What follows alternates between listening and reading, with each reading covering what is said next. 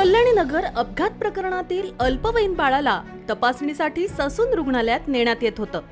त्यावेळी त्याच्या रक्ताचे नमुने हे सीसीटीव्ही कॅमेरा नसलेल्या ठिकाणी घेण्यात आले आहेत, अशी माहिती या गुन्ह्याच्या तपास अधिकाऱ्यांनी गुरुवारी न्यायालयात दिली।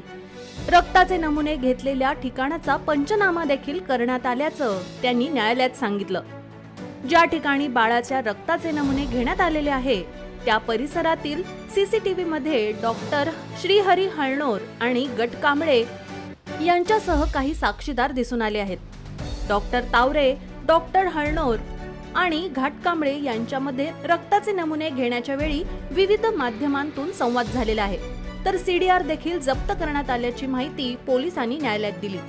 कल्याणी नगर अपघात प्रकरणात कार चालक बाळाला वाचवण्यासाठी त्याच्या रक्ताचा नमुना बदलून पुरावा नष्ट केल्याप्रकरणी ससूनच्या न्यायवैद्यक विभागाचे प्रमुख डॉक्टर अजय तावरे आणि आपत्कालीन विभागाचा मुख्य वैद्यकीय अधिकारी डॉक्टर श्रीहरी हळणोर यांच्यासह शिपाई अतुल घाटकांबळे यांच्या पोलीस कोठडीत न्यायालयाने 5 जून पर्यंत वाढ केली आहे।